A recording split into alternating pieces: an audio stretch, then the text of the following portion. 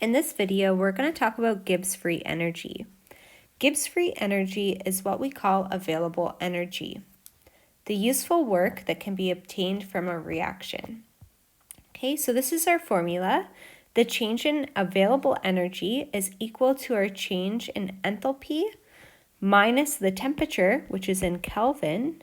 Remember that Kelvin is equal to degrees Celsius, plus 273 Kelvin, and that will give us our answer in Kelvin.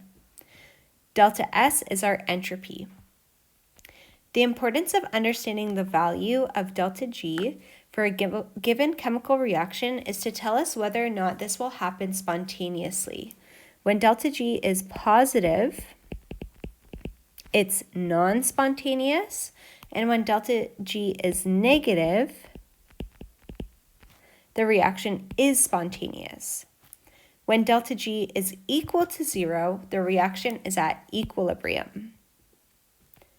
Okay, again, a reaction is spontaneous if Gibbs free energy is negative. Let's look at the summary here.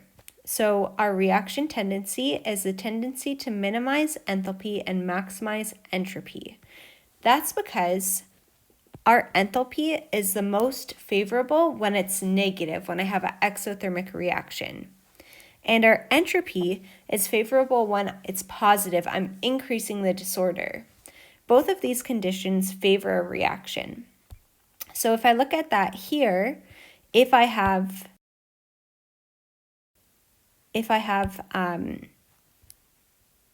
low enthalpy here, and I have high entropy, I'm going to have a scenario where I'm always spontaneous. And my delta G, when I complete that calculation, is going to be negative.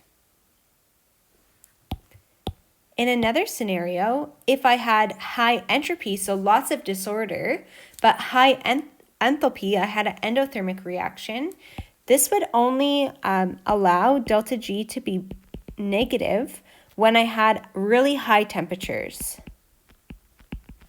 So this scenario is spontaneous only at a high temperature. If I look at this the other way, if I have a lot of order, my entropy is low, it's negative, and I have high enthalpy, I have an endothermic reaction. Neither condition will favor a reaction, so this will always be not spontaneous. Okay, so delta G is going to be positive if you complete this reaction with the formula, and we'll do an example. If I have low entropy and low enthalpy, that's when enthalpy is happy, when it's negative. So this scenario will be spontaneous, but only when we have low temperatures. So that's when delta G will be negative at low temp.